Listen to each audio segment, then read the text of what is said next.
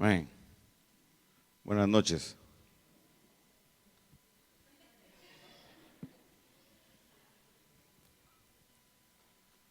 Bueno, después de la presentación que me hizo la pastora, ay, yo le pido que por favor usted abra su Biblia en el libro de Romanos.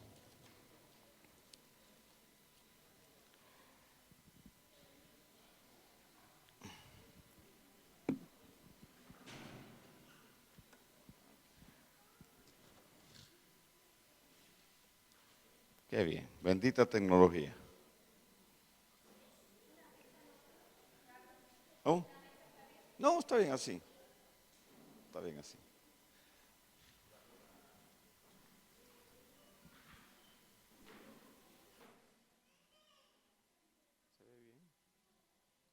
¿Se lee bien? Sí.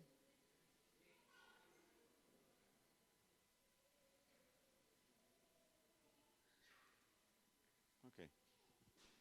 Bien. Yo quiero hablarles acerca de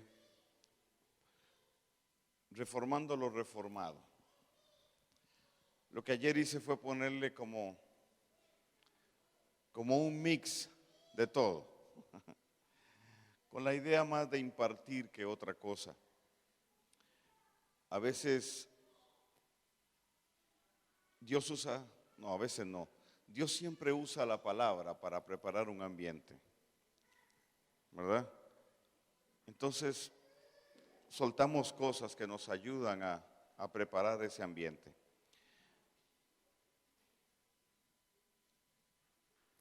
Para todos es conocido, y espero que sí para todos lo sea, que Dios inició una reforma.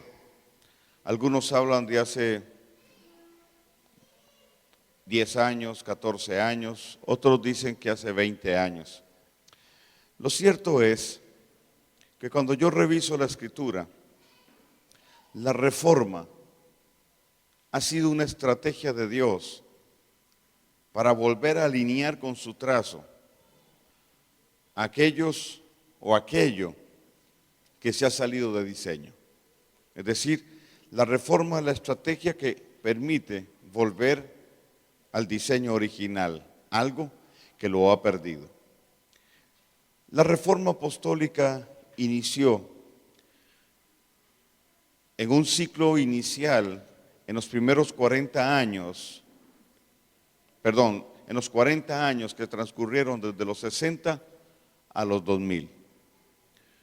¿Por qué? Bueno, porque una serie de cosas importantísimas sucedieron en la iglesia. Una serie de cambios que fueron afectando no solo la forma de pensar, sino la cosmovisión de la iglesia y obviamente su misma dinámica. Por ejemplo, al inicio de los 60 empezaron las campañas multitudinarias. Recuerde que antes un evangelista era un hereje. Antes se perseguían evangelistas. Sin embargo, el mover de Dios nos llevó a entender, y digo nos llevó porque estoy hablando de mi pueblo, estoy hablando de mi gente, estoy hablando del reino. Entonces, nos llevó a entender, porque yo no había nacido en el 60.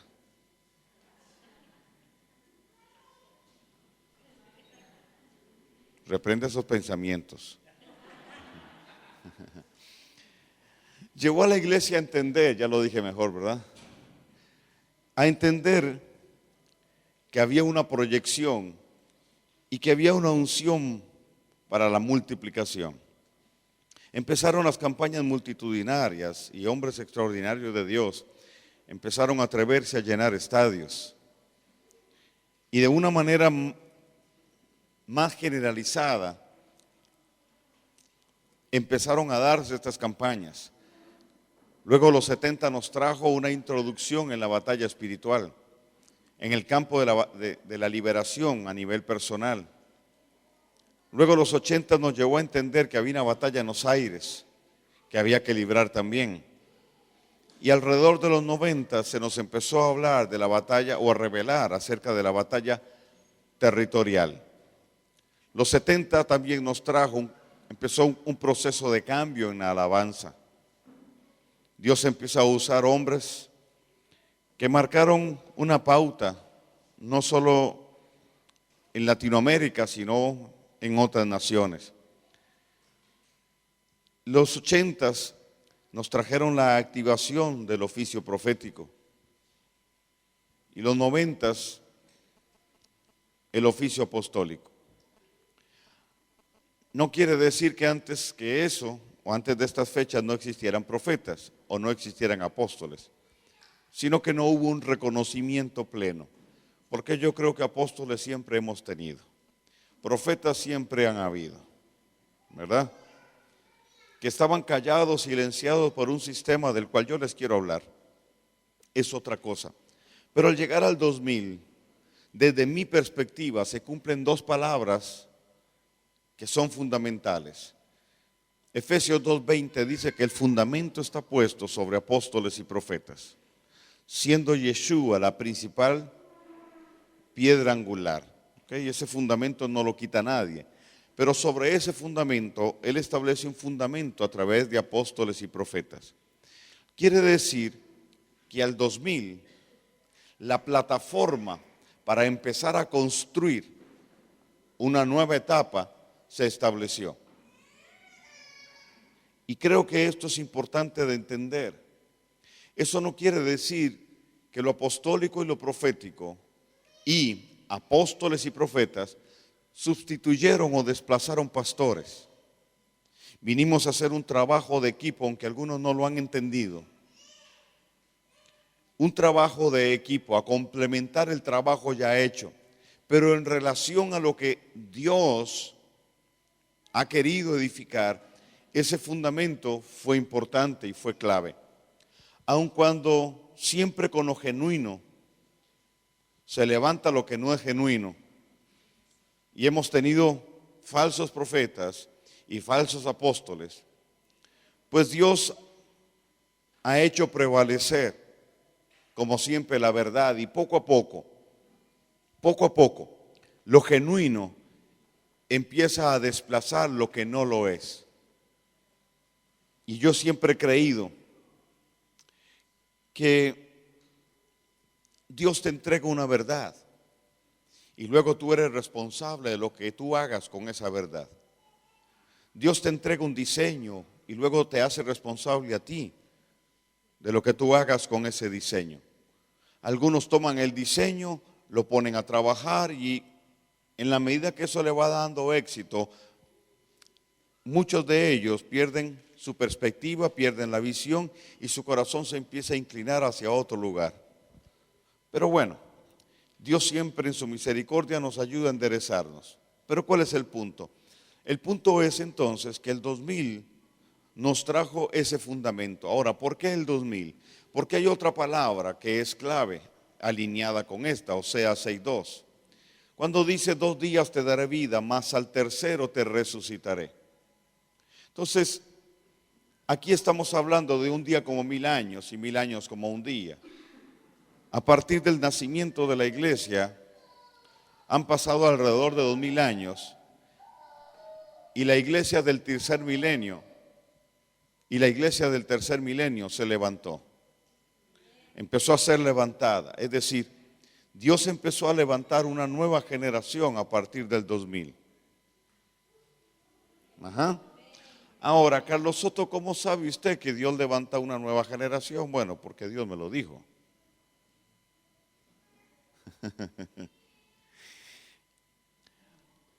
Tenemos que entender entonces, por otro lado, que cuando se habla de una nueva generación, no necesariamente estamos hablando en términos cronológicos.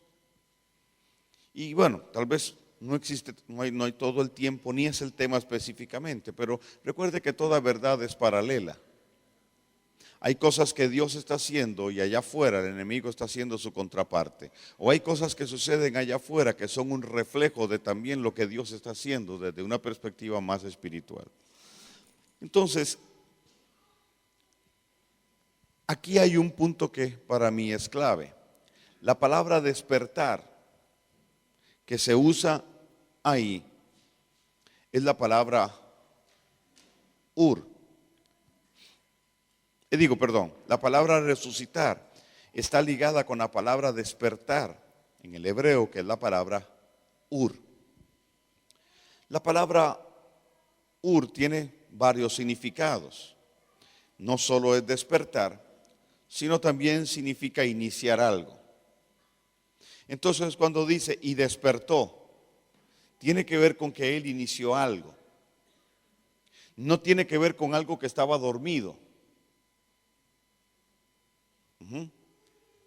Porque en ciertos contextos en la Escritura, despertar implica abrir los ojos de la revelación. ¿Me sigue?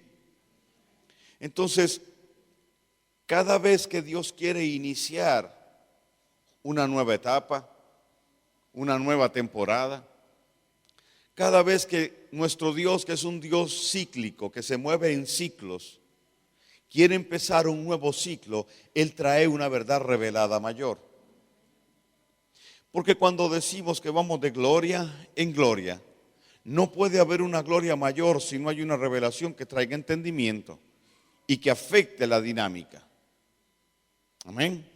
Entonces, iniciar algo es el producto de la revelación de Dios que inicia un nuevo ciclo y abre el entendimiento,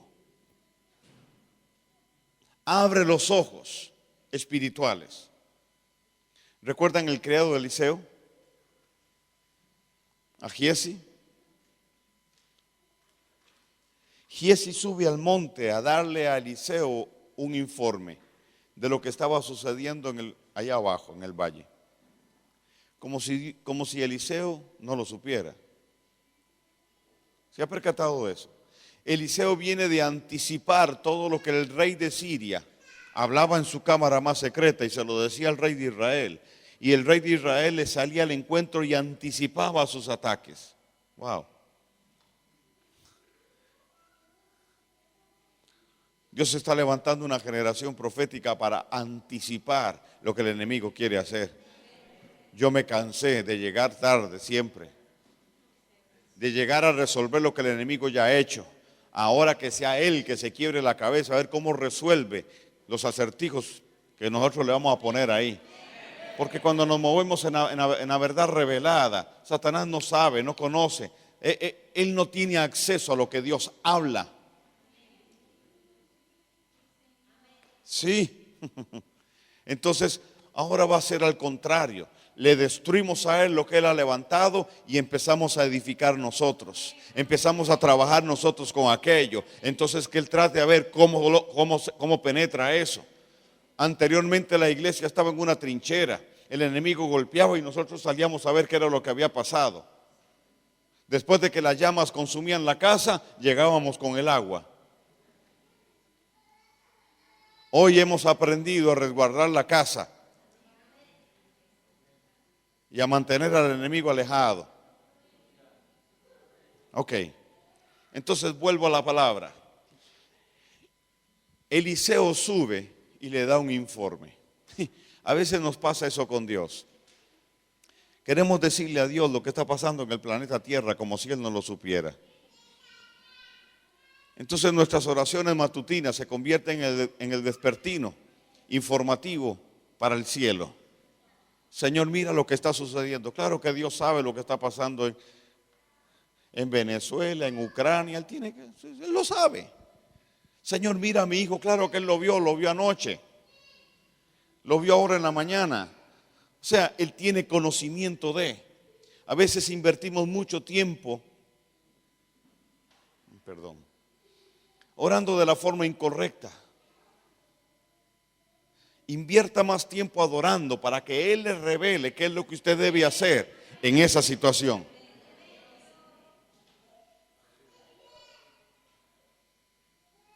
Invierta tiempo para desarrollar la percepción de su espíritu, que le permita discernir qué es lo que Dios está hablando y le permita tener la lectura correcta de las circunstancias afuera.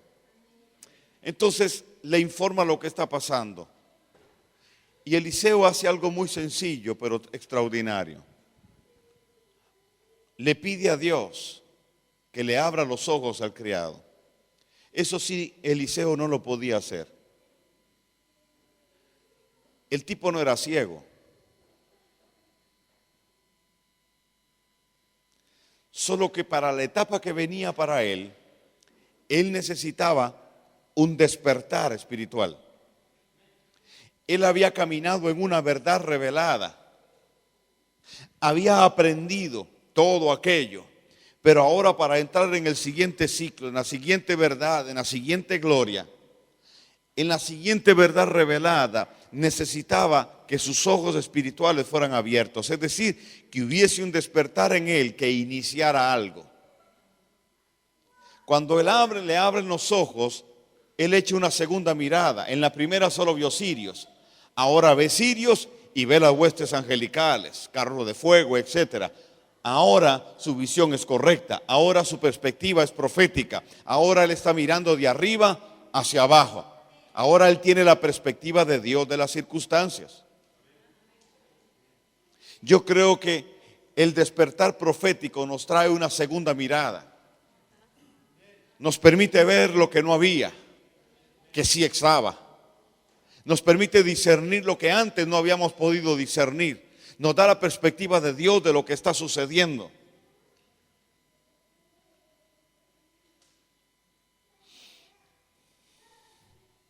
Nos da la lectura correcta.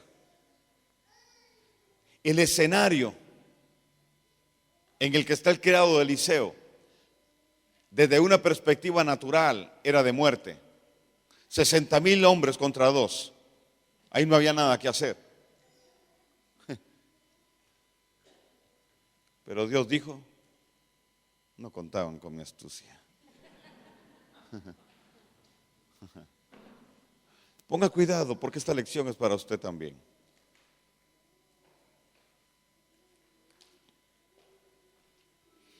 La lectura primera que hizo Eliseo era incorrecta. Sí, era la realidad, pero la realidad de esta dimensión natural. Cuando le abren los ojos y él echa una segunda mirada, ahora él tiene la realidad natural más la realidad de lo eterno, la sobrenatural, llamémosle así. Y más se sorprende cuando baja del monte y van donde el general de los sirios y le pregunta, ¿ustedes andan buscando a quién? A un tal Eliseo, ¿de verdad? Pues yo sé dónde está. Imagínese al criado. Che, ¿qué te pasa?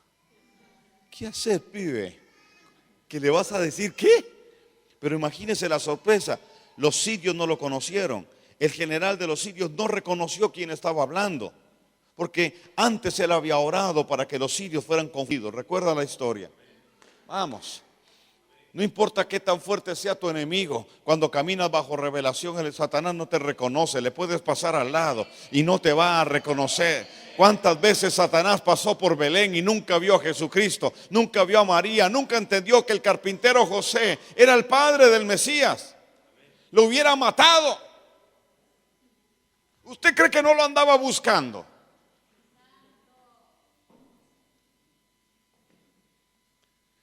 Cuando estamos en la frecuencia correcta, despedimos un color que el enemigo no identifica. Él es daltónico ante los colores de la frecuencia divina.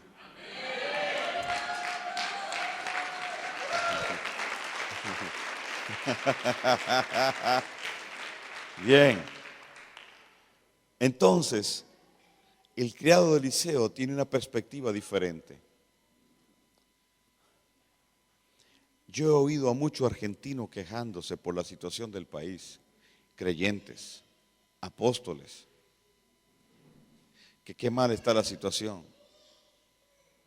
Y he visto a algunos salir, conozco de algunos casos, de hombres de Dios que han salido porque la situación está mala. Entonces yo digo, ¿no será que tienen la lectura incorrecta?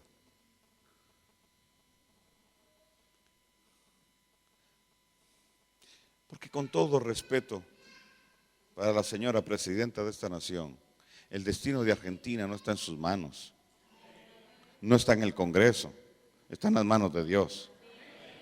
Y Dios ha dado mucha palabra sobre esta nación. Y el propósito de Dios en esta nación no se va a terminar. Todo lo contrario, está empezando. Está empezando. Porque hay una iglesia que está echando una segunda mirada. Hay una generación que está siendo despertada. Está iniciándose algo extraordinario. Algo extraordinario está tomando lugar. Algo extraordinario está tomando lugar en esta nación. Una generación le están abriendo los ojos. Hay una generación que está dejando de ver en el plano natural y tiene ahora una perspectiva divina. Por tanto, tendrá una palabra profética para esta nación. Lo que necesitamos es una generación profética que proclame lo correcto. Iniciar algo. No solo despertar, sino también iniciar algo. 2 o 3. La palabra significa levantar. Dios inicia algo y levanta. Es decir, levanta tu perspectiva, levanta tu visión. 3. Motiva. Despertar es motivar. Hay una motivación que viene del hombre, hay una automotivación que podemos generar nosotros mismos, pero cualquiera de estas dos es temporal, es pasajera, es superficial, no dura nada, solo toca las emociones. Pero hay una motivación que viene de la sustancia de la palabra revelada, que va a tocar tu espíritu. Es una impartición que va a activar códigos de reino que ya están ahí, y al activar esos códigos de reino se va a afirmar dentro de ti la certeza y la convicción de que si Dios dijo, Dios lo va a hacer. Entonces tendrás la motivación para caminar. Hemos tenido una generación que ha necesitado de las prédicas para ser motivado. Hay una generación que está levantándose, que está usando la prédica, la palabra profética que le lanzan para afirmarse en una motivación para caminar. Una generación que no va a necesitar de la consejería pastoral para salir a hacer. Una generación que entiende que aquí es moviéndose, que aquí es caminando. Una generación que no se va a quedar quieta. Una generación que va a trabajar. ¿Por qué? Porque tiene una motivación que nace de su espíritu. No es emocional, no es intelectual, es una motivación del espíritu. Gente que sabe leer los códigos divinos le mantendrá motivado, y la pasión le va a envolver y se le saldrá hasta por los poros.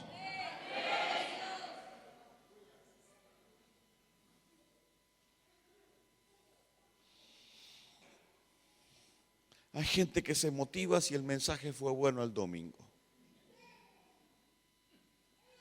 Hay gente que está tan motivado que todo mensaje es bueno, que sabe extraerle la leche que tiene. Pablo dijo, tomen lo bueno y desechen lo que no. Motivación. Pero también esa palabra significa abrirle los ojos a alguien. ¿Lo vio? Eso está en Ageo 1:14. Y despertó el Eterno el espíritu de Zorobabel, hijo de Salatiel, de Josué, hijo de Josadac, sumo sacerdote, y del resto del pueblo, y trabajaron en la obra. Wow. Ahí está.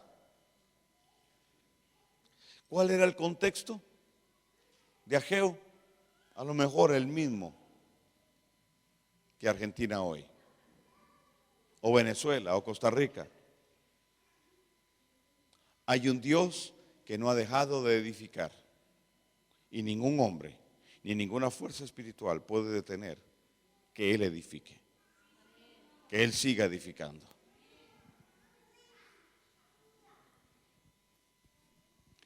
Y Dios no tiene problema. Si Moisés dice, no, déjame esta generación, no me des una nueva, Dios siempre va a levantar la nueva. Pero Moisés se quedará atrás.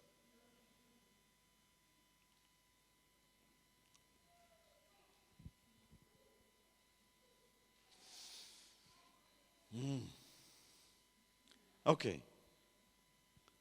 Entonces, 2 días te daré vida y al tercero los voy a despertar. ¿Qué sucedió? El 2000 trajo el despertar de una nueva generación. Entonces, habemos unos que cronológicamente no somos jóvenes, pero nuestra juventud radica en nuestra visión fresca.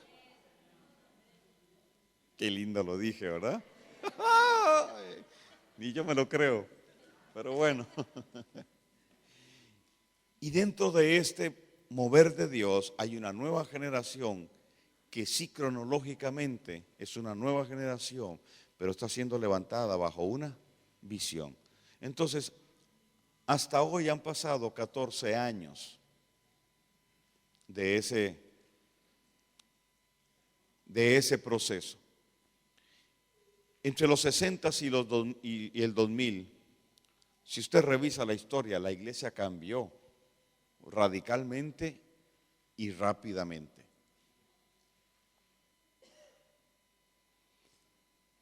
Pero 14 años después de ese ciclo, la iglesia va más rápido. El proceso es acelerado.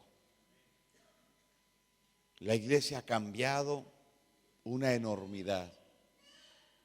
Y uno está digiriendo la verdad revelada que acaba de venir y ya Dios te está metiendo la otra.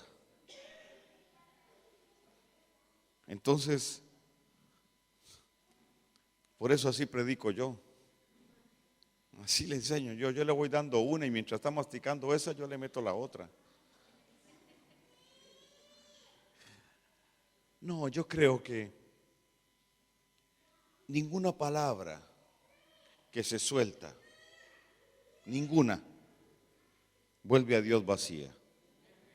Si salió de la boca de Dios, el fruto intelectual no es el que vale,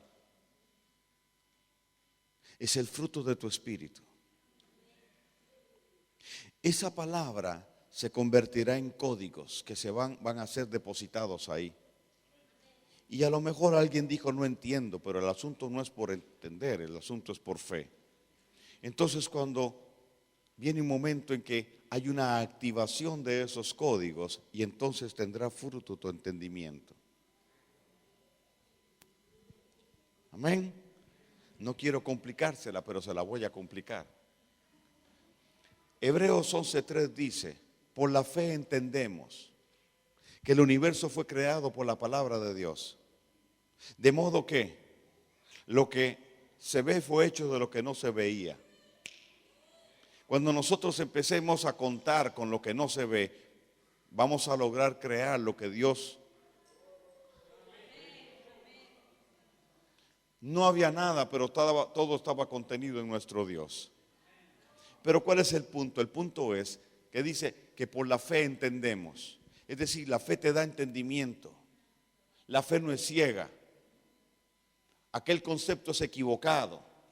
Ay, hermano, hágalo por fe. ¿Cómo? Espérate un momentito. ¿Cómo por fe? ¿Qué implica eso? Láncese. ¿A qué? Primero, Dios te dijo que lo hicieras. Si Dios no lo dijo, si no tienes una palabra clara, eso es presunción. Y no esperes que en el camino el Señor avale tu irresponsabilidad. Pero si Dios te lo dijo, espérate un momento. Sí.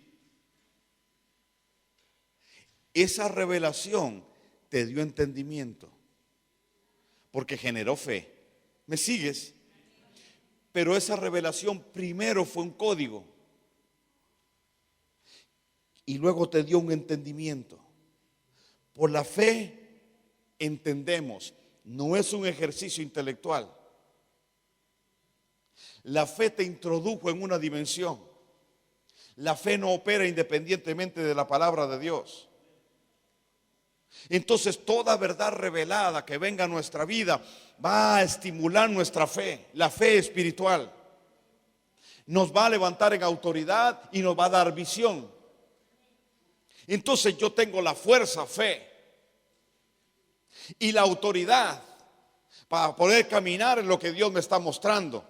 Entonces la fe es diseño. Toda revelación te traerá un diseño. Entonces la fuerza de la fe te va a dar la convicción de que eso es realizable, de que se puede lograr. Si Dios lo dijo, se puede hacer. Entras en una dimensión donde crees que lo que no se ve será llenado por lo que se ve. Pero ya lo viste, ya lo tienes.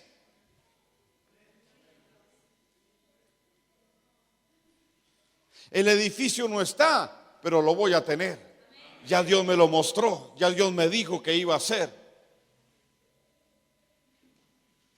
Los sirios son 60,000, pero no importa, Dios me mostró los carruajes de fuego, los ángeles. Y antes de que llegaran los sirios, llegó Dios. Satanás nunca llegará primero. Si tenemos la lectura correcta de las circunstancias, Dios tiene un diseño en medio de aquello. Porque ya Él apostó a sus ángeles, ya Él envió sus mensajeros, ya está todo armado de parte del cielo. Ahora solo faltamos nosotros.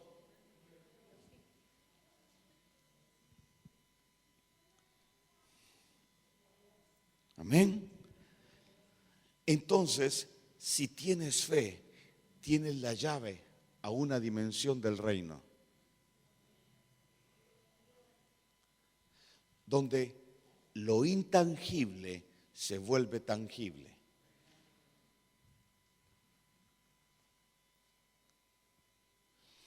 El reino de Dios está descendiendo. Es una dimensión intangible para nosotros, pero se volverá tangible a partir de usted y de mí. Entonces Dios está levantando una nueva generación que se está moviendo en una dimensión mayor, con una revelación mayor, para hacer que lo intangible se vuelva tangible, que aquello que no ha sucedido empiece a suceder. Amén. Pero ha sido necesario una reforma. ¿Me explico? Pero llegó el momento en que esa reforma que trajo un despertar, que nos trajo verdades, que nos ha ido sacando del oscurantismo religioso, del sistema romano, nos ha ido descubriendo a Grecia, y al final, para llevarnos al entendimiento de que nuestra lucha es contra el sistema babilónico. ¿Sí? A pesar de eso, hoy le voy a dar mi perspectiva. Yo creo que esa reforma en un sentido se ha detenido. Y se ha detenido porque algunos de los reformadores han entrado en la corriente de la multiplicación y han echado por tierra muchos de los principios que la reforma apostólica y profética nos trajo. Como por ejemplo la proyección hacia afuera. Empezamos a hablar de la ciudad, de tomar ciudades, de influir, de invadir, de tomar, de cambiar el ambiente afuera. Entonces se habló de altares de adoración, se habló de caminatas de oración, de tantas cosas que tenía que ver con afuera, con lo de afuera. Se estimuló a creyentes que tenían un llamado a la política, porque ya era el tiempo de entrar a esos lugares. Se estimuló que empresarios creyentes pusieran sus negocios como una estrategia del reino. Era hacia afuera que Dios estaba rompiendo las cuatro paredes de los templos en un sentido, para sacar a su iglesia ya no solo a evangelizar, sino a establecer el reino. Y ahora entonces aquello cambia y se nos dice que no es así el asunto, que volvemos para adentro a traer más gente y traer gente y traer gente y ensanchar el templo. Y se usa Isaías 54 perdón, 54 equivocadamente, ensancha el sitio de tu tienda, corre las estacas. Eso tiene que ver con jurisdicción, tiene que ver con el radio de autoridad nuestro que va creciendo en la medida que la revelación es mayor. No tiene que ver con correr las paredes de los templos para meter más gente. Dios nos dio un corazón para las ciudades. El reino de Dios está por las naciones. El reino de Dios está por la tierra. El reino de Dios está por la atmósfera. El reino de Dios está por el ambiente. El reino de Dios está para transformar todo eso de una manera integral. Entonces nos dijeron que no, ahora es para adentro. Entonces ya no es importante los 5 oficios ministeriales. Ahora solo es traer almas. Se nos dijo que era el tiempo del levantamiento de los santos para activar el potencial que cada creyente tenía, para alinearlo, enfilarlo a su llamado. Y ahora se nos dice que todos somos evangelizadores y que el trabajo de cada quien es solo ganar almas, punto. Porque en estas dinámicas que algunos están planteando no hay tiempo para otra cosa. Las escuelas de formación que ellos plantean no son de formación, simplemente son seminarios para instruir su gente en un manual que lo maneja mi nieta de 4 años. No hay un alimento sólido. Tenemos mucha gente, pero muy poca cultura de reino. Tenemos mucha gente, pero igualmente mucha ignorancia de la palabra. Tenemos mucha gente, pero muy pocos procesos de formación. Tenemos cantidad, pero hemos perdido calidad. Se nos ha diluido el asunto. Muchos están en la masificación de la iglesia y ese no es el objetivo de Dios. Si por multiplicar yo sacrifico calidad, yo prefiero tener poca gente de calidad. Ahora, la multiplicación es inevitable. Dice el libro de los Hechos que el Señor añadía a la iglesia. Entonces, me parece que en algunos hay una exageración al querer ayudarle a Dios para añadir.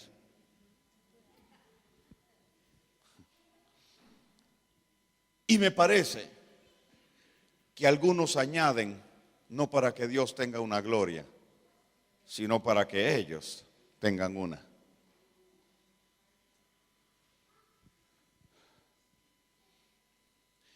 Lo profético nos enseñó que cada creyente tiene dones y que a través de la impartición se pueden activar.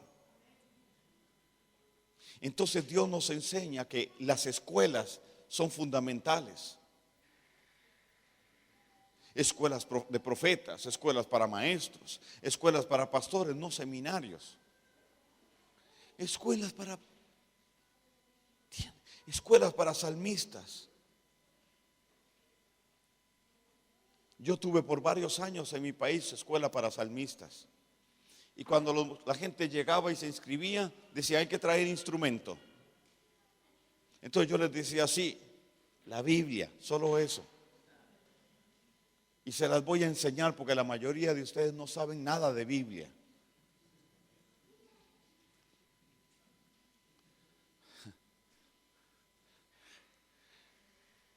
Entonces les enseñé de la ética de un tañedor. Y ahí me quedé con la mitad del grupo. Les definí que era un tañedor y me quedé con la mitad de la mitad. Y luego les enseñé las características que pedía David para los que querían calificar para estar al frente de los 4 turnos de alabanza. Conocer la Torá, conocer de todos los instrumentos musicales, tener conocimientos corales y sacerdotales, o sea, todo lo que tenía que, y tener un buen testimonio. Me quedé con la mitad de la mitad de la mitad.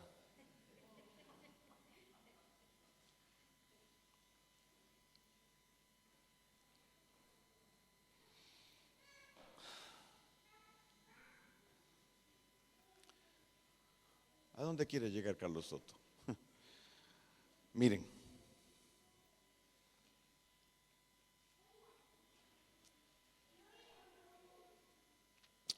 una vez una persona me dijo: Carlos Soto, con la prédica suya de hora y media, yo enseño por 6 meses.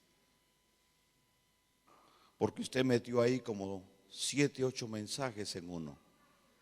Y yo le dije: no se atreva a echarle agua a la leche.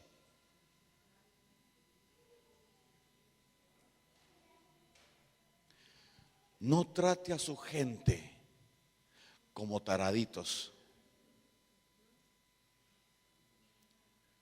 Tenemos que romper con el pensamiento romano que creía que los laicos, y cree que los laicos no tienen la iluminación para poder interpretar correctamente las escrituras. Que hay que darle la sopita ralita para que no se indigesten. Hoy hay una generación que está pidiendo que le den carne y un buen pedazo de carne. ¿Por qué? Porque los códigos de Dios, los códigos proféticos le están sacando dientes, y buenos dientes.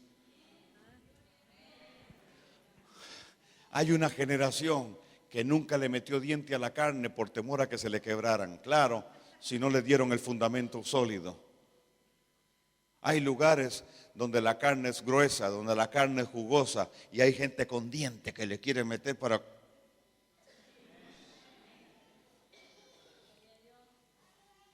Yo no sé ustedes, pero en un tiempo yo me cansé de que pensaran por mí.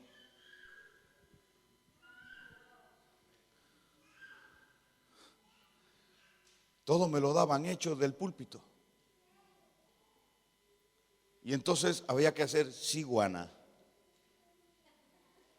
Porque si uno pensaba y cuestionaba, estaba en pecado, en rebeldía.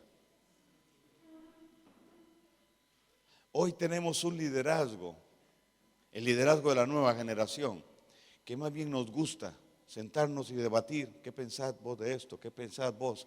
¿Cuál es tu...?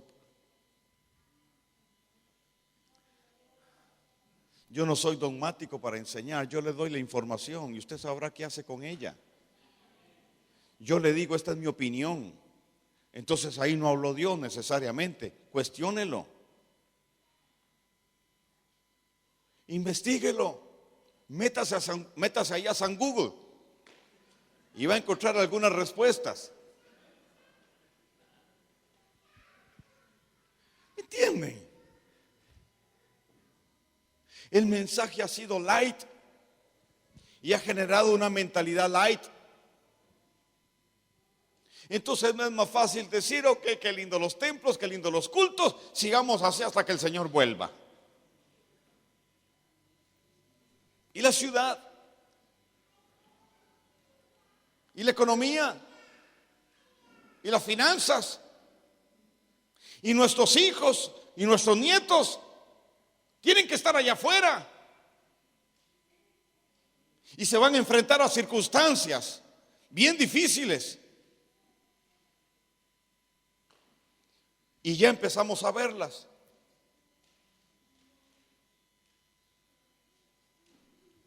Mi sobrina le dijo al papá: tengo una compañera, una compañerita, que tiene 2 mamás.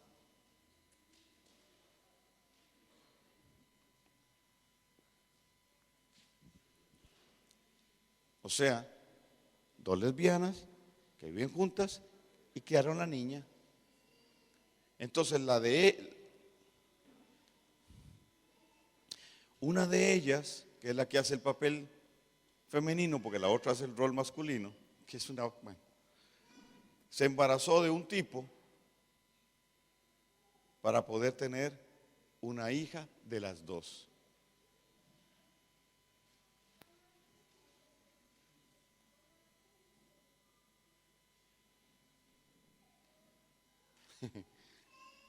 Entonces mi sobrina le dijo: papá, y ella dice que eso es así y es normal. Y yo le digo que no, que ese no es el diseño de Dios. Y ella me dice: ¿que cuál Dios?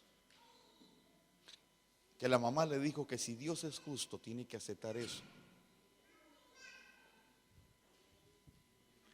Estoy hablándote de una niñita de 6 años.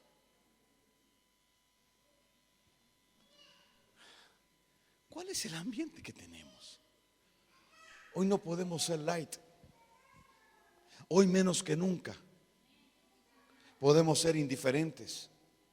No podemos seguir viviendo en la burbujita religiosa y creer que nada nos va a tocar. Porque sí nos ha tocado. Y de hecho muchos han cambiado su mensaje desde el púlpito. Hay lugares donde no se toca la Biblia. Hay lugares donde el mensaje está lleno de humanismo secular.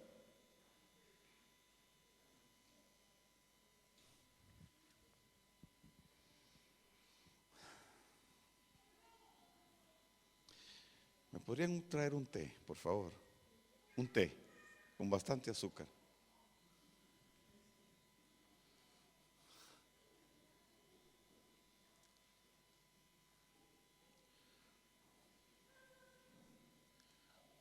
A mí me duele que engañen gente. Me duele que se use los púlpitos para engañar a la gente, vendiéndole publicidad engañosa, tergiversando lo que la Biblia dice, solo para que se cumplan los intereses egoístas de un tipo cuyo ego ha crecido más que sus procesos de formación.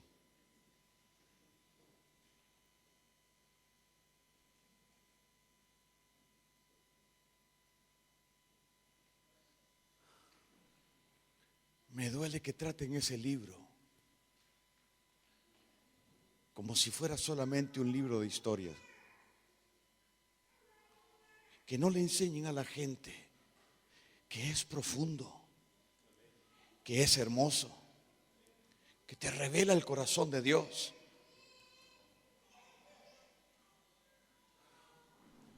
Que es el manual de instrucción de un padre para sus hijos. No el libro para predicar sermones.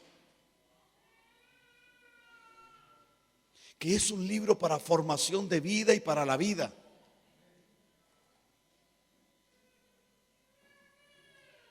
¿Contra qué luchamos? Contra dos cosas. Contra un sistema llamado Babilonia y contra un híbrido, la cultura religiosa.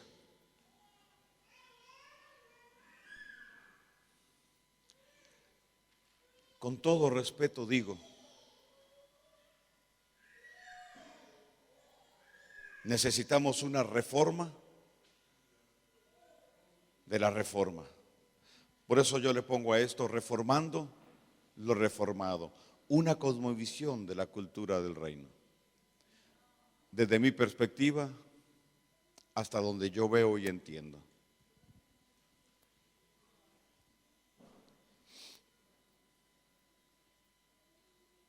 Ahora sí, voy a empezar ahí.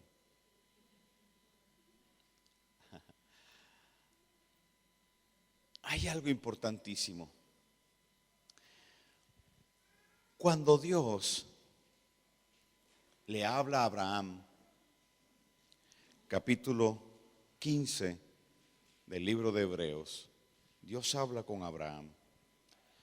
Abraham está metido en la tienda. ¿Recuerdan Génesis 15?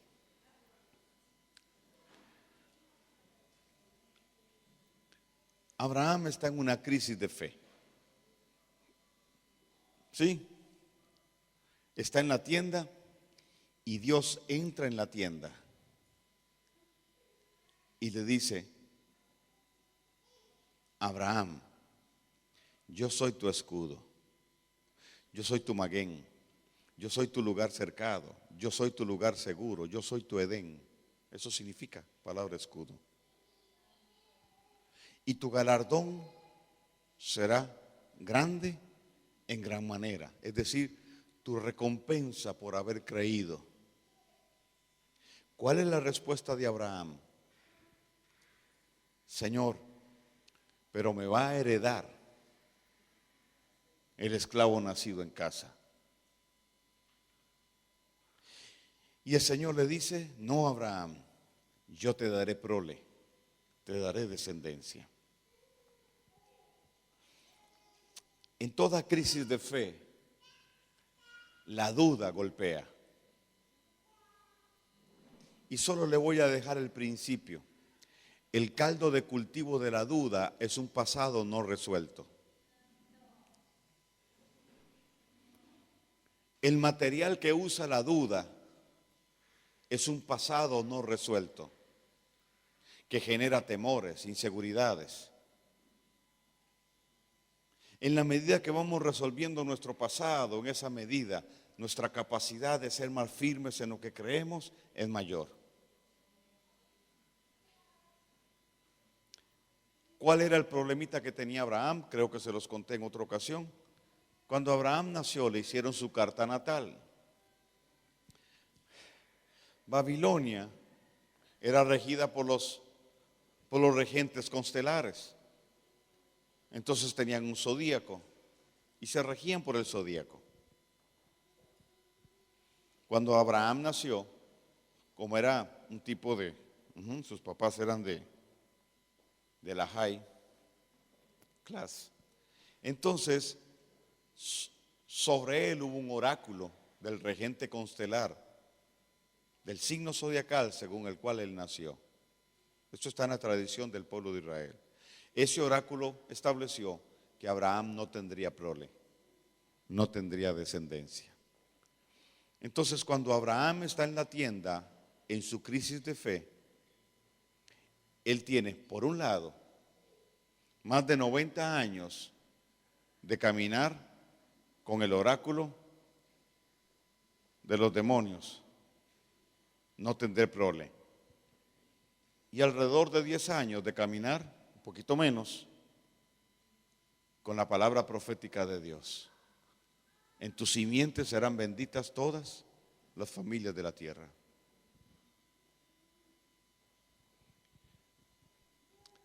Siempre llegará un momento, y yo sé que usted lo ha tenido, en nuestras vidas, donde la palabra profética se verá enfrentada por las dudas generadas de nuestro pasado. Esa palabra tendrá que procesarnos para poder revestirnos de autoridad, para caminar en eso que Dios dijo. Ahí es donde nuestro pasado se sana.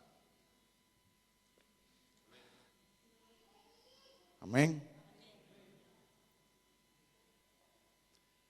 No necesariamente un encuentro, y lo digo con mucho respeto, y aunque creo que son buenos, bien llevados, no necesariamente un encuentro te sana tu pasado. Pero si ese encuentro es el producto de un proceso en tu vida, entonces es diferente. Abraham tenía varios años de caminar con esa palabra.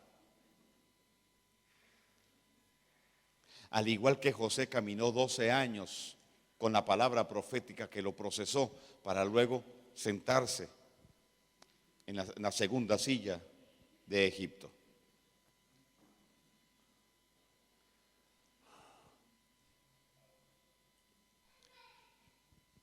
Pero vea dónde está el punto. En el diálogo con Abraham, el Señor le dice, Abraham, sal a la puerta de tu tienda. El verbo que sigue es el verbo Javet, que significa mirar de arriba hacia abajo. Entonces, el Señor le dice a Abraham, mira las estrellas. Vamos, usemos la versión correcta. Mira las constelaciones.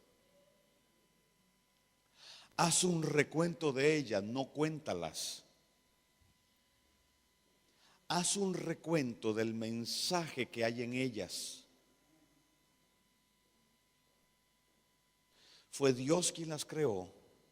Y el Salmo 19 dice que los cielos cuentan su gloria y el firmamento profetiza acerca de la obra de sus manos. Si entendemos que Satanás no las creó, Él pervirtió el significado de las constelaciones y su mensaje. Y retomamos lo original. Dios creó las constelaciones y en los nombres fijos de cada estrella hay un mensaje que tiene que ver con el plan de salvación. Entonces los cielos profetizan acerca de la obra de sus manos. Dios le dice a Abraham, mira, ¿te das cuenta? El oráculo del regente constelar de ese signo zodiacal bajo el cual naciste es una falsa profecía, es una maldición. Y yo ahora la voy a revocar, porque yo establecí desde Virgo hasta Leo mi plan de salvación. La Virgen concebirá y dará a luz su vástago hasta llegar al guerrero que regresa triunfante con la cabeza de su enemigo en su mano.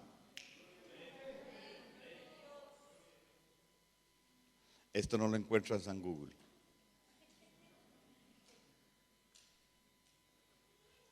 ¿Me sigue?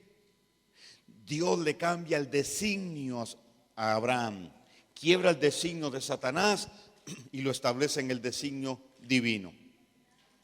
Pero ¿cómo sucedió eso? Javet lo sacó de la órbita terrestre y lo puso a mirar de arriba hacia abajo.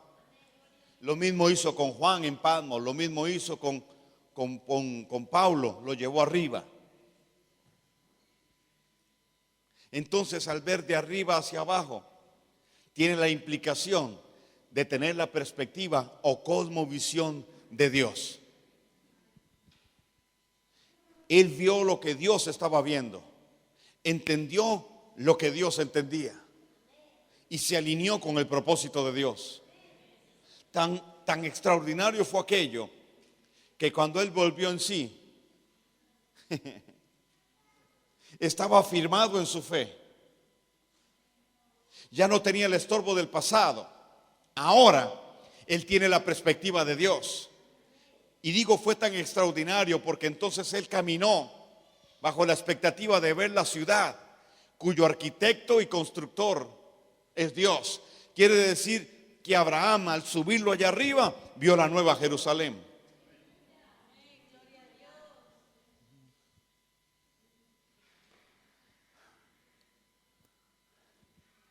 Entonces, toda revelación te dará una perspectiva de plano elevado. Y entre más arriba estés, más claro será el panorama.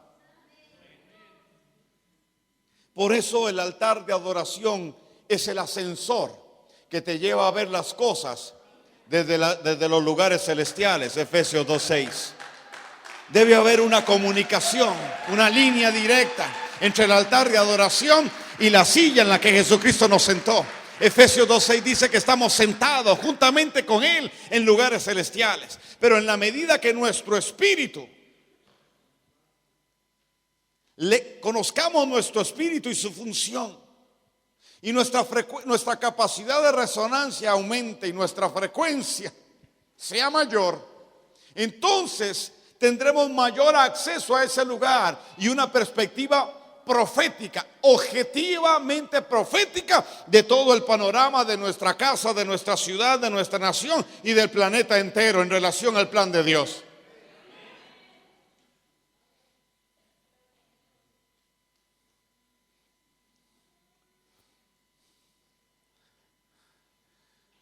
Pero algo tiene que cambiar acá.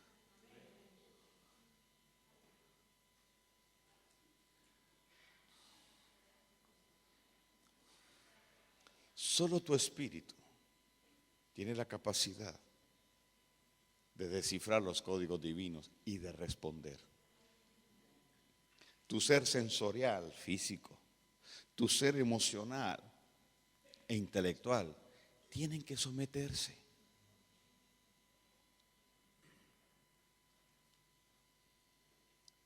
Entiéndame entonces el sentido. Es mi espíritu el que sube, no es el Espíritu de Dios el que baja.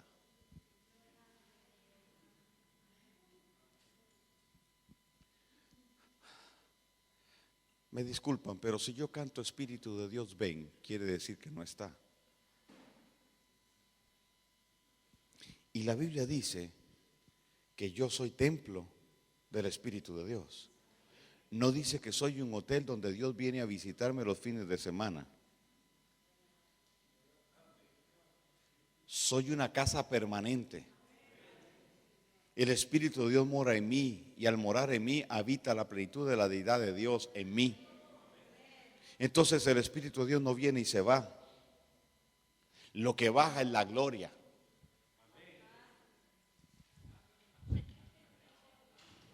La gloria deja presencia. La gloria deja presencia. La presencia es la que cambia. La unción no cambia. La unción abre camino. La unción está en nosotros porque el ungido está en nosotros. Pero no es tu unción, es la unción de Él. Para mí es equivocado decir, uy, el ungido de Dios. No, espérate. Pareciera como que es el único. Y desde esa perspectiva solo hay un ungido. Se llama Jesucristo, se llama Yeshua. La unción es de Él, el Espíritu de Dios está sobre mí, Isaías 61, porque me ha ungido el Padre. Pero si Él está en mí, la unción está en mí. Entonces yo no pido que el Señor traiga unción. Yo me someto a los procesos de Dios para que se ensanche mi espíritu y una cada vez mayor porción de esa unción se manifieste. Pero ¿para qué quiero yo unción si no sea que Dios me ha llamado?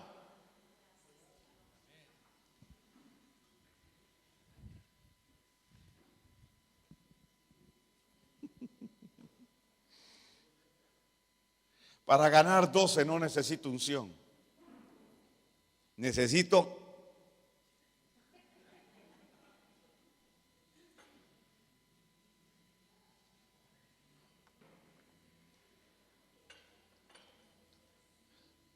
Sí, por eso en algunos lugares no me invitan.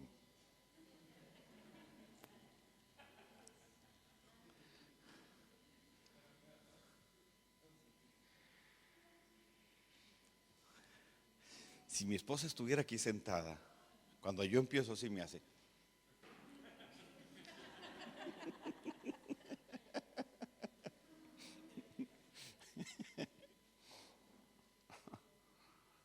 Ay, tan bella.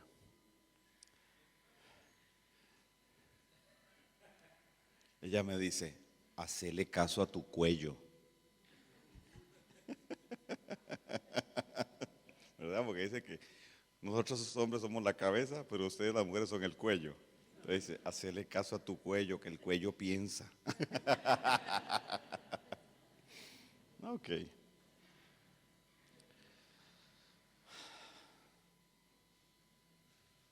A ver, entonces, mirar de arriba hacia abajo. Miren, naturalmente, a vos te despiertan de un sueño aquí abajo, ¿cierto?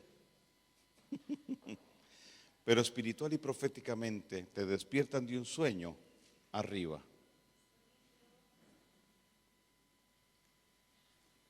Cuando estás tan arraigado de aquí abajo, cuesta más que te despierten desde arriba.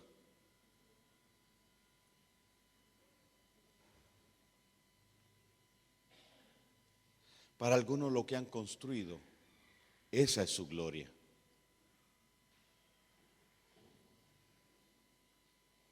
El edificio, la cantidad de gente, esa es su gloria.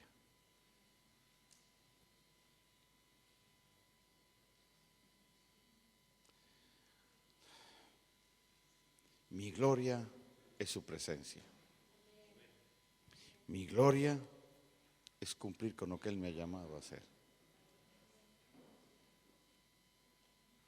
Entonces, cuando Dios despierta, despierta de arriba hacia abajo. Recuerden, al fin y al cabo, somos extraterrestres. terrestres. Deje de actuar tanto como terrícola.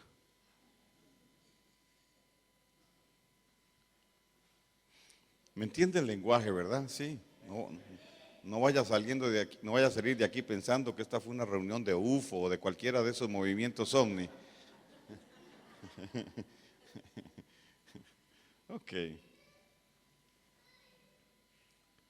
Vamos aquí un poco más rápido. Los procesos de Dios. Todo proceso en Dios tiene dos partes. Número uno, restaurar, y número dos, lanzar. Restaurar tiene que ver con limpiar, madurar, liberar, dar forma según un diseño. Y lanzar es la razón del proceso, el objetivo final. Ser lanzado para alcanzar la meta o el propósito según el propósito, ser encauzados hacia.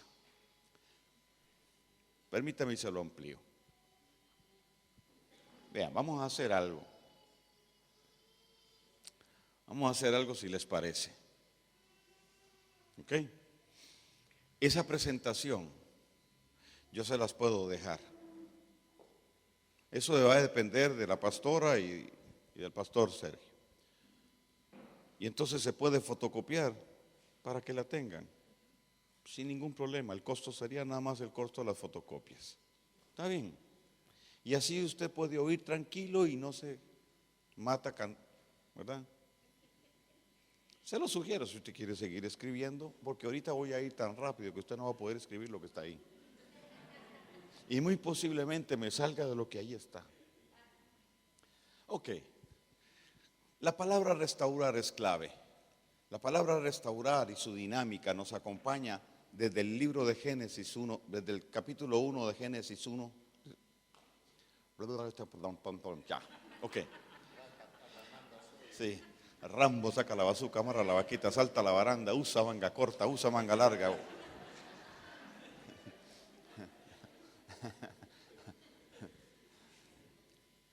El proceso de restauración nos acompaña desde Génesis capítulo 1, verso 2. Y la tierra estaba desordenada y vacía, y el Espíritu de Dios se incubaba sobre ella. Y dijo Dios, a partir de ahí empezó el proceso de restauración.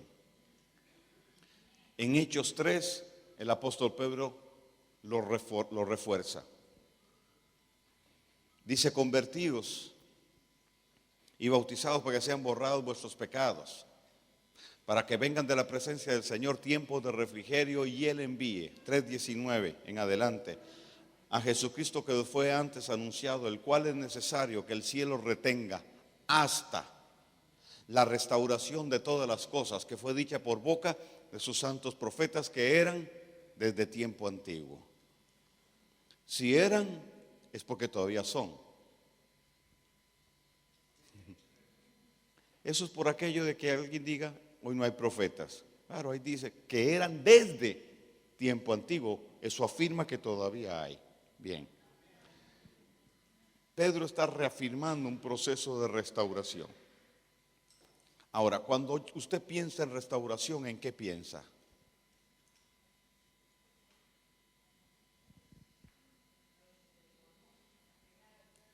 Arreglar algo. Cambiar algo. ¿Perdón? Ok, algo que está deteriorado. Ponga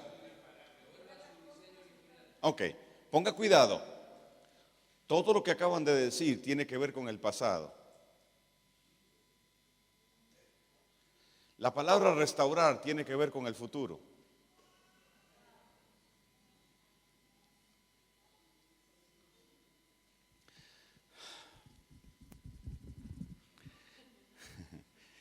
Restaurar y revelar y revelación tienen la misma raíz en hebreo.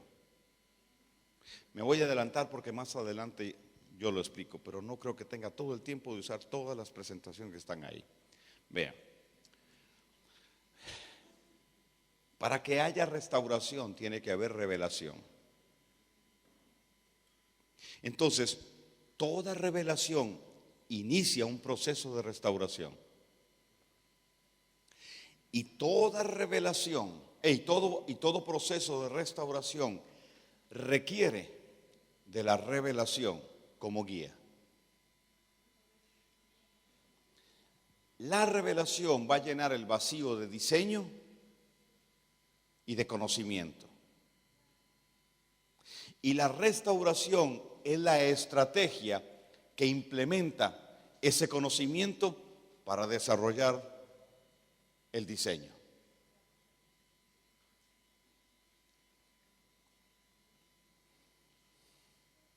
Entonces, la palabra restaurar está ligada a otra palabra que significa volver o regresar. Significa volver al punto de partida. Según lo que algunos dijeron, volver al punto de partida sería ir atrás en el pasado, llegar al punto donde hubo un deterioro, corregir. Ok, ahora sí, vamos para adelante. ¿Sí? Bajo este concepto,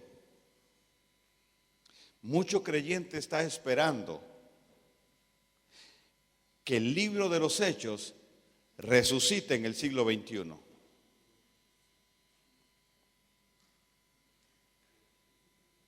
¿Verdad?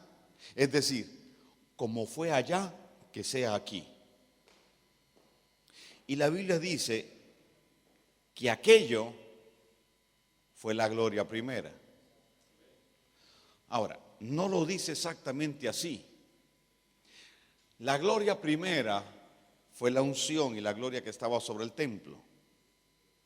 Y la gloria postrera es Jesucristo. Ahora, a partir de Él y de Él nace la iglesia. Los primeros 2 siglos son extraordinarios y se vive una gloria que se apagó.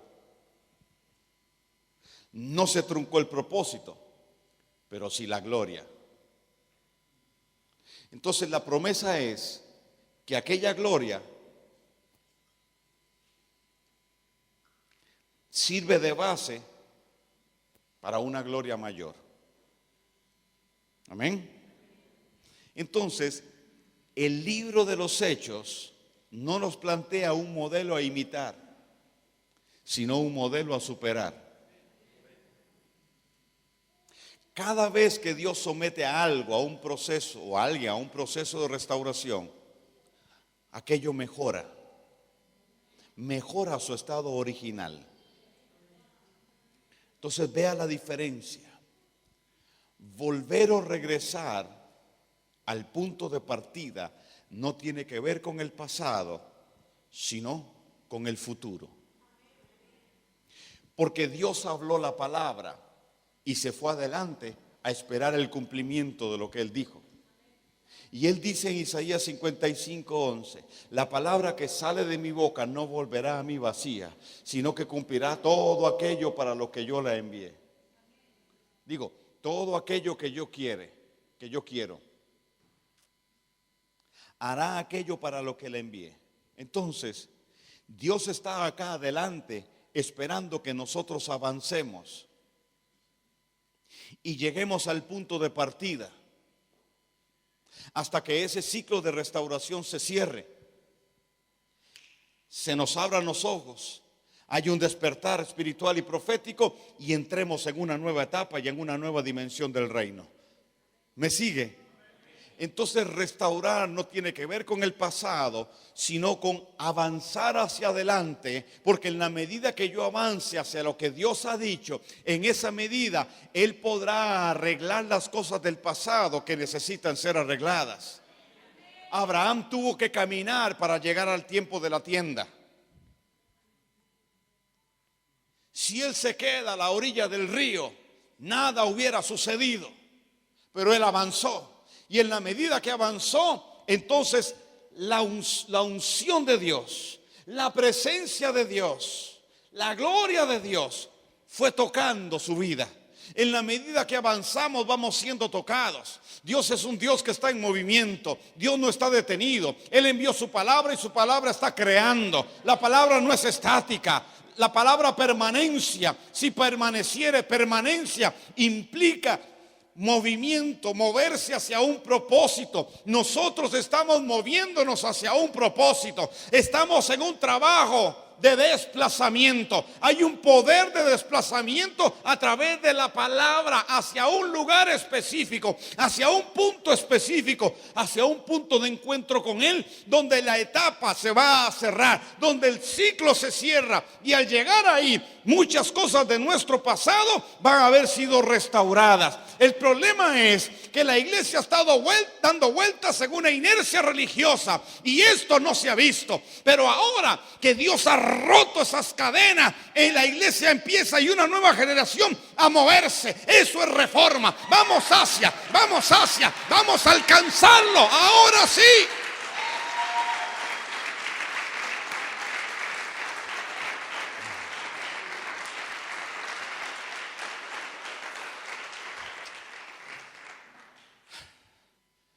Ahí le dejo otra.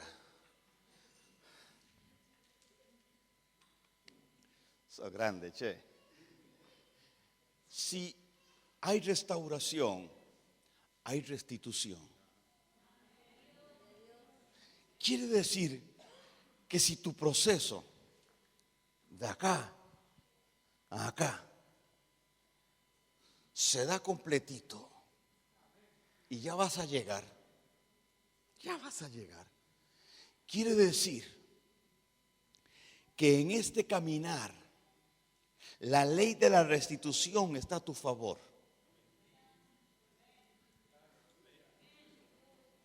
Si hay ley de restitución, quiere decir que todo el daño que recibiste allá atrás será resarcido. Lo que el enemigo te robó, te lo tendrá que devolver.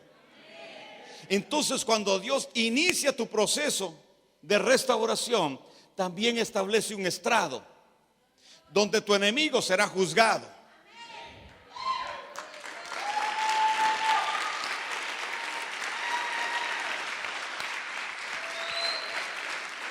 Entonces, cuando tú llegues allá, cuando llegues aquí, no estarás en la misma condición que cuando estabas acá. Quiere decir entonces que lo que has perdido, el enemigo te lo va a devolver. Dios te va a restituir lo que perdiste. Todas las lágrimas que has derramado están en la mano de Dios, y Dios hará justicia por ti. Dios empezará a hablar por ti.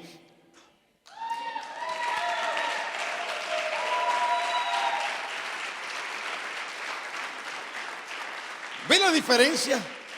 Entonces, cuando hablamos de restauración, no es hacer esto, es todo lo contrario. Solo el mover profético activará un proceso pleno de restauración. Caminar en lo que Dios ha hablado hacia el diseño para llegar al punto de encuentro. Volver o regresar. El punto de partida está acá adelante, no está atrás. Esperar en Dios no es pasividad. No, hermano, espere en Dios. ¿Y qué hago? Espere. ¿Y qué es esperar? Confianza, confíe. Ok.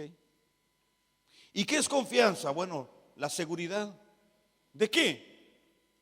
¿Veis de que Dios es bueno? Ok, pero ¿qué hago yo? Nada, espere. ¿Ha oído eso? David,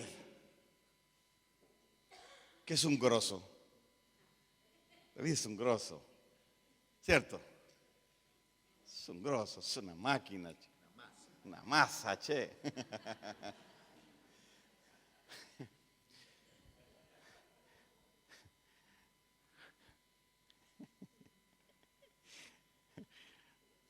La otra vez llegué a la casa y saludé a mi hijo. Le digo, ¿qué haces? Venís de Argentina, ¿verdad, papá? Digo, sí.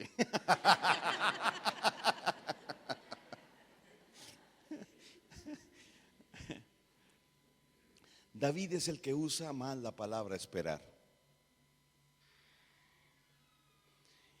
Y cuando él la usa, la mayor parte de las veces se está refiriendo a su alma. Espera en Dios. Espera en Dios, salvación mía y gloria mía. La palabra esperar en hebreo es una palabra que se traduce como cuerda. Cuerda. Si dicen cuerda, en mi país decimos mecate. Una cuerda.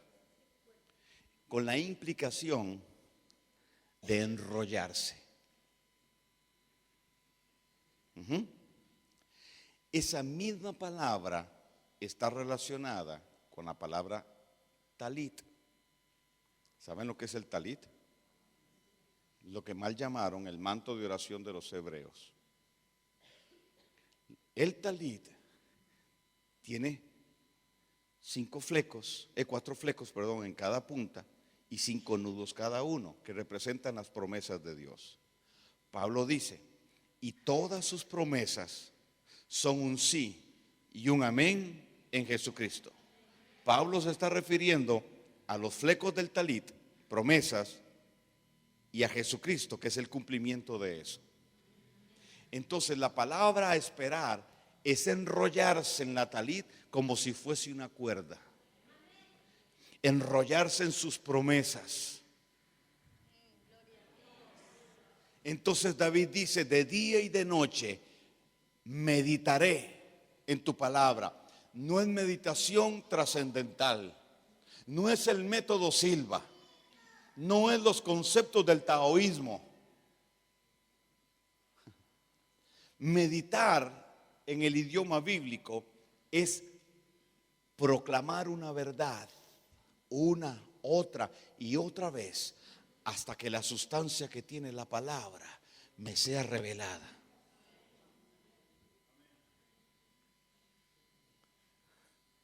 La espera en Dios no es pasiva. Yo proclamo y avanzo, proclamo y avanzo, construyo con la palabra que proclamo y proclamo de lo que Dios me ha revelado para llegar al punto de encuentro. Entonces seré lanzado. ¿Lanzado a dónde? A alcanzar la meta o el propósito, a ser encauzado hacia. Segunda de Crónicas 20:20 dice, creed en el Señor tu Dios y estaréis seguros. Creed a sus siervos los profetas y seréis prosperados. Eso no es money, dinero, no es plata. Prosperidad tiene que ver con ser guiado a alcanzar la meta o el propósito. Entonces, ¿qué hacemos los profetas? Soltar palabra para guiar hacia un destino. Claro, como hay restitución en mi caminar, el enemigo tiene que soltar lo que es mi herencia. Porque cuando yo llegue acá al punto de encuentro, tendré más que lo que tuve allá. Revise su vida. Revísela. Usted tiene que ver un crecimiento y una condición de vida mejor a la que tenía. ¿Se da cuenta? Esto le ha sucedido sin que usted lo haya integrado como parte de su cultura. ¿Qué pasará cuando sea parte de su cultura?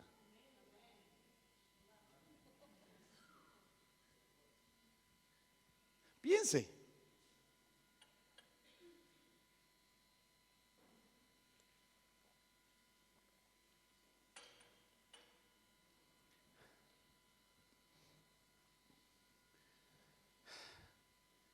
Lo tengo como Abraham en la cueva, en la tienda,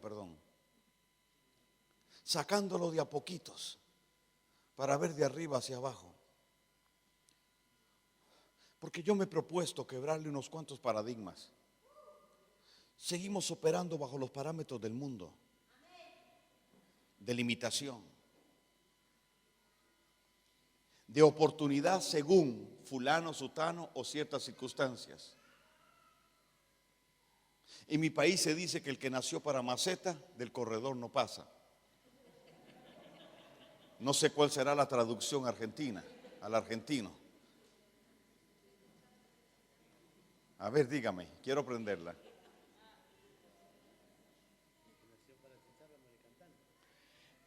El que nació para chicharra, muere cantando. El que nació pito nunca será trompeta. El que nació... Está mejor. El que nació pito, nunca será trompeta. Ok.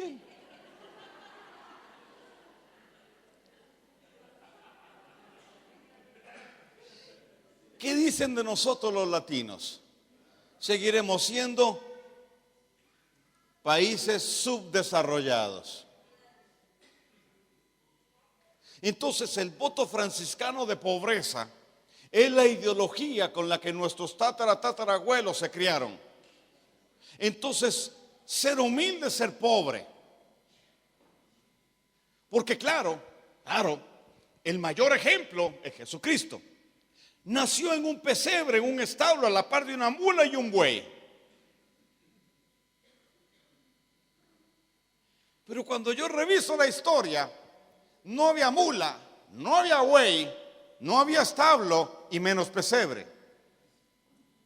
Porque era una fiesta de tabernáculo, lo que había era una cabaña, una casita temporal, como una tienda de campaña, donde el pueblo de Israel celebraba y celebra esa fiesta recordando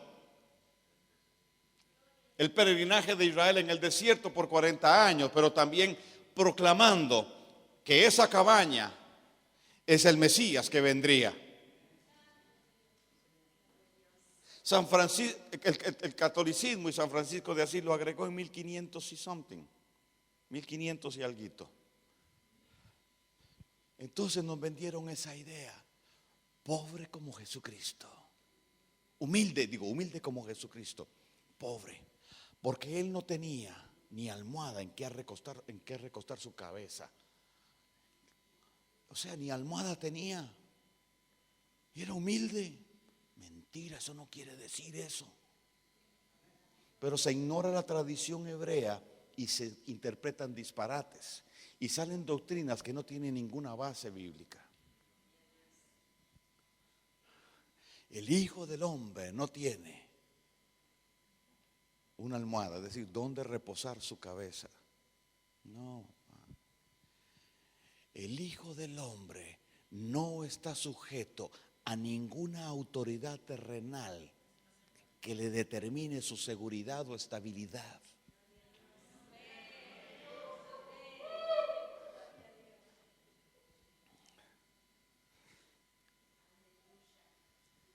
Pero usted no tiene el pesebre, la mula, ni el buey, ni el establo.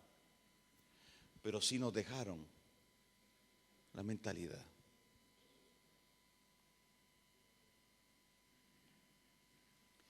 ¿Por qué las iglesias americanas sí prosperan?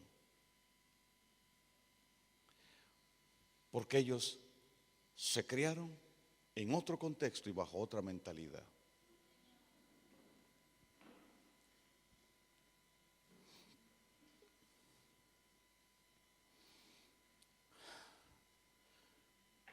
Pero esto está cambiando.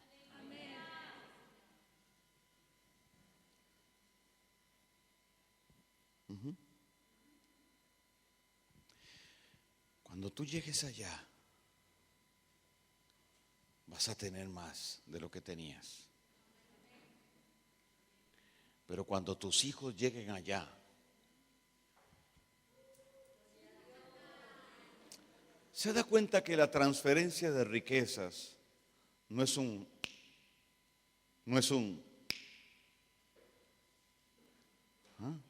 tenemos que creérnosla. Sí podemos ser trompeta.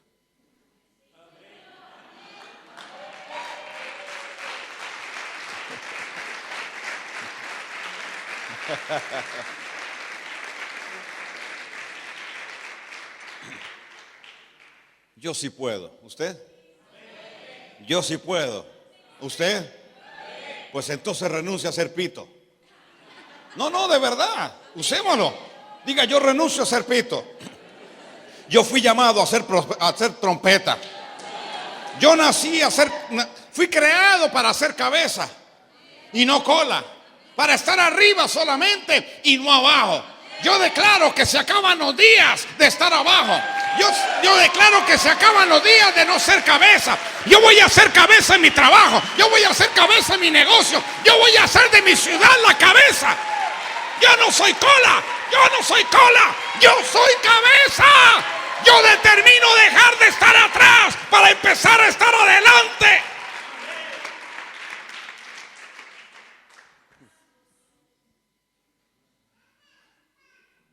Santo Dios, van a ser las 8 ya. ¿Por qué no me dijeron?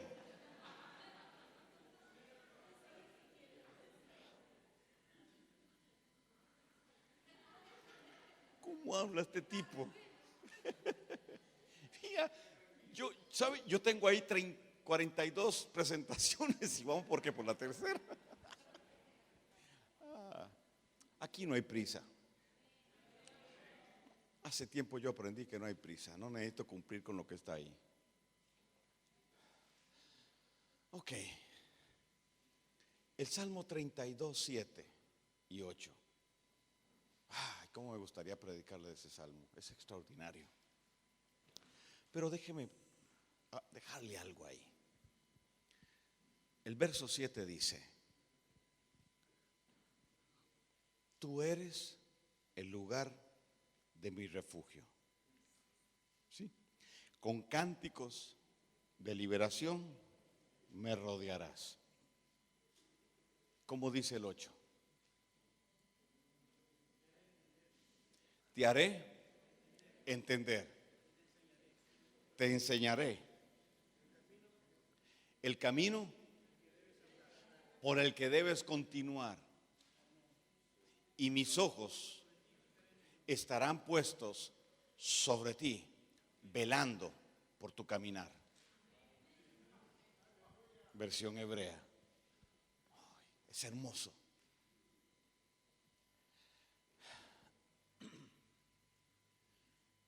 La palabra enseñar viene de la palabra yarash, de donde viene la palabra maestro, moré, de donde viene la palabra lluvia, pero también de donde viene la palabra jabalina. Jabalina o lanza. El Salmo 7 nos describe el proceso que vive David, que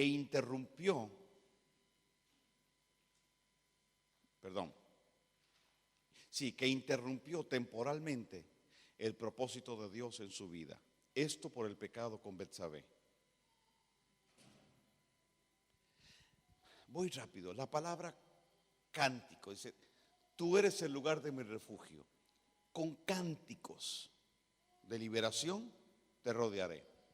La palabra refugio está relacionada con el Shaddai, el Dios de muchos pechos que amamantan y muchos vientres que protegen. Es decir, refugio tiene que ver con el vientre del Shaddai. Tú me metiste en tu vientre. Usted lo investiga. La palabra regem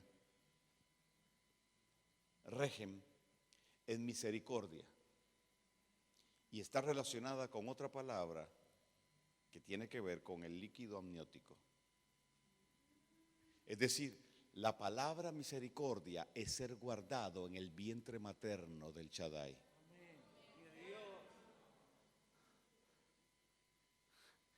David era bien tierno, ¿saben? Cuando David dice: tú eres mi refugio, él está claro que está en el vientre del Shaddai, que su misericordia lo envuelve. Y entonces dice cántico. La palabra cántico en hebreo es purgante. Es sacar algo malo de adentro. Es podar lo que se hace con las matas. Se poda para quitarle la hoja muerta, porque instintivamente la mata va a enfocar su fuerza en revivir esa hoja muerta. Y hay cosas, y hay hojas, y las hojas muertas no se reviven, se cortan para que la mata tome fuerza y crezca. La próxima vez que usted vea al podador venir, no llore, alégrese, porque aunque le duela, es para que usted sea fortalecido. Él va a cortar algo de su vida. Él poda, Él te da un purgante para botar lo malo. Mi mamita bella siempre nos daba un purgante una vez al mes. Cuando nosotros nos levantábamos, éramos 5 hermanos, y veíamos sobre la mesa un vaso por la mitad con un brebaje oscuro, raro, y media naranja, era purgante. Y a veces cuando no queríamos nos agarraba con una mano, nos tapaba la nariz y nos decía: trague, bandido, que eso es para que su estómago esté bien. Y yo hoy bendigo a mi madre, yo le digo: mamita, gracias por los purgantes que nos dabas, porque eso nos mantuvo limpio el estómago, y hoy en día tenemos el fruto de eso. Bueno, cuando usted sienta que le están tapando la nariz y usted no ve una mano, no reprenda al diablo, es Dios que te quiere dar un purgante.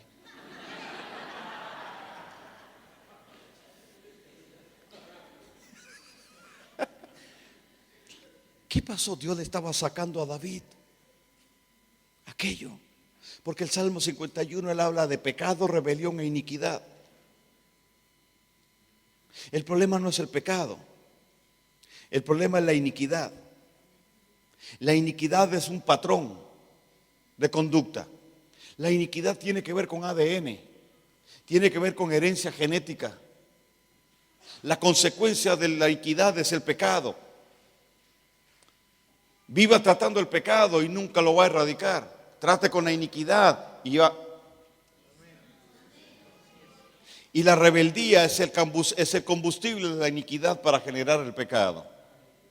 Entonces David dice: trata con mi iniquidad, límpiame con hisopo y seré verdaderamente limpio.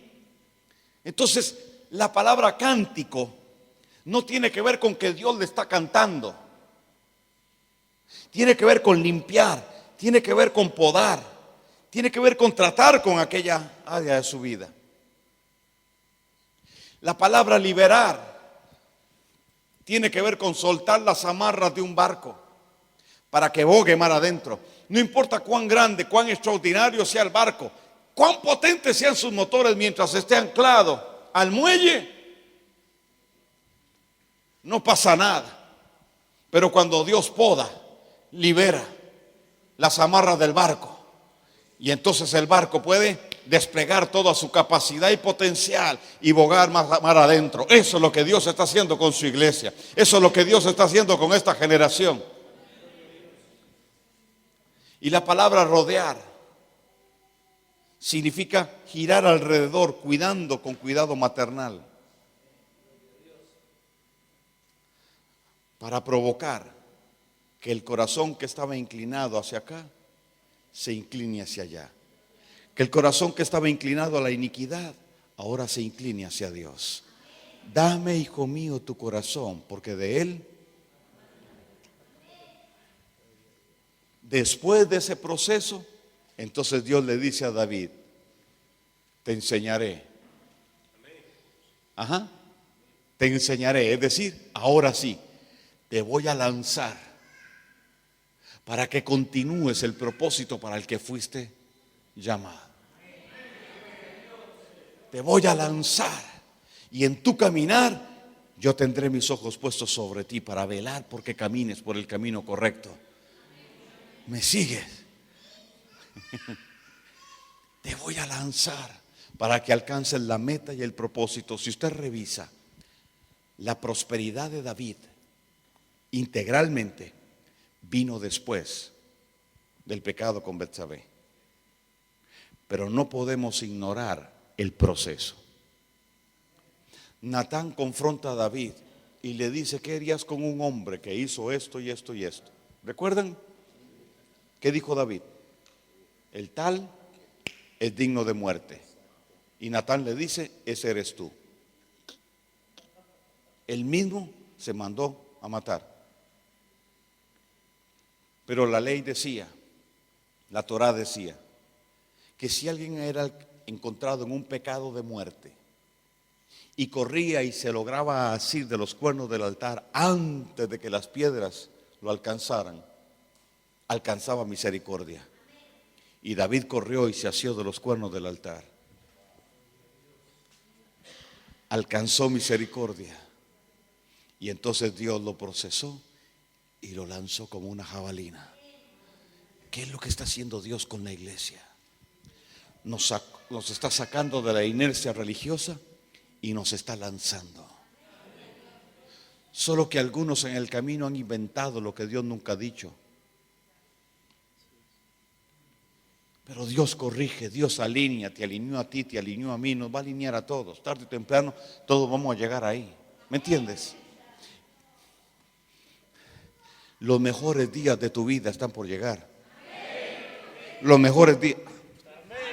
Te lo acabo de mostrar por la escritura. Los mejores días de tu vida están por llegar. Estás metido en un proceso que a lo mejor no lo entendías. Yo espero que ahora sí lo entiendas. Ahora sí lo tienes claro. Entonces tienes derecho legal a reclamar tu restitución. Los retenidos se te tiene que soltar. No es que a lo mejor, no es que tal vez, no es que si el diablo quiere, no, es que no, él no va a querer, pero tiene que hacerlo. Pero tiene que recibir un decreto real. Tiene que salir de tu boca. Tú eres un juez, tú eres un legislador, tú eres una embajada, tú eres un estrado móvil, tú eres quien tiene el poder en la palabra. Decrétala para que Él te suelte.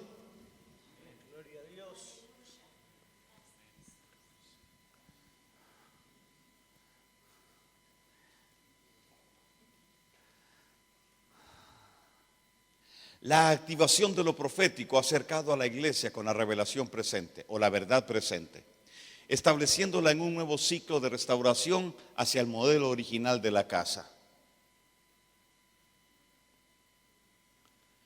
Este proceso lleva a ser enfilados en el camino trazado hacia un destino profético que establezca a la iglesia en un nivel renovado de autoridad y gobierno.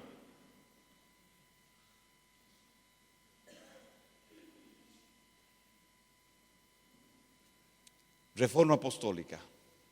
Siempre que el pueblo del Eterno se desvió del diseño, Él levantó libertadores y reformadores. Objetivo de la reforma: volver a su forma original aquello que la ha perdido. Esto con base en un diseño preestablecido. ¿Cuál es? El diseño original. ¿Pero dónde está el diseño? Allá. O allá adelante. Allá. ¿Viste?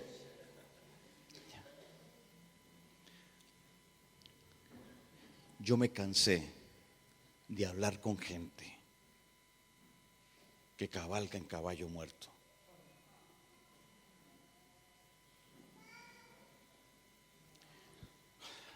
Y con esto voy a terminar para hacer un receso, no sé de cuánto. Sí, perdóname. Un hombre va en su caballo cabalgando, vuelve a ver a la orilla del camino y ve algo que le llama la atención, se detiene y se da cuenta que hay un caballo tirado en el piso. Y con todo y la silla y un tipo montado arriba y con su rienda. Y entonces el hombre le pregunta: ¿qué estás haciendo? Y el tipo le dice: aquí estoy cabalgando. Y el hombre le dice: pero ¿no te has dado cuenta que tu caballo está muerto?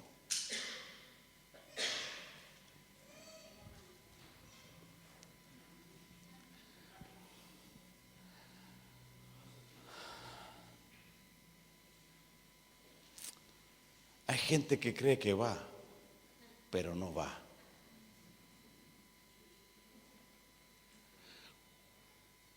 Cuando Dios dice nueva etapa, nuevo ciclo, revelación fresca, la revelación anterior se convertirá en un caballo muerto que no te va a llevar a ningún lado.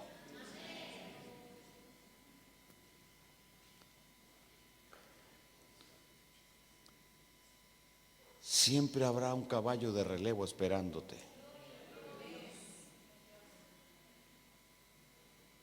Porque si le das y le das y le das a tu caballo, llegará un momento en que se fatiga y se muere.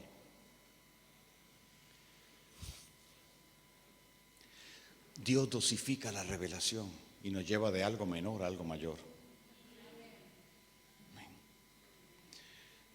Entonces deja de preocuparte por el que está a la vera del camino, dizque cabalgando en un caballo muerto.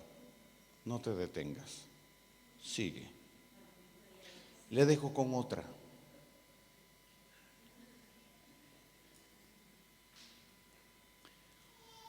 El fiel y noble escudero del noble hidalgo, Don Quijote de la Mancha, le hace una retórica pregunta a su héroe, mentor y maestro. Y le dice: mi señor, los perros ladran. Y el ilustre hidalgo le dice: mi querido Sancho, es porque cabalgamos. El problema sería no tener quien ladre. Si no le ladran al caballo, es porque está muerto. Bájate de ese y busca el otro que sí está vivo. Cambia de una revelación a otra, porque lo que Dios dio ayer es la plataforma de lo que da hoy. Hoy es la continuación de lo que Él empezó ayer.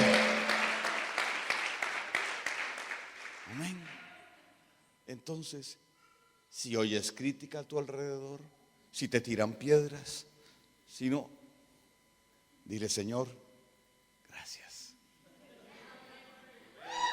Voy bien.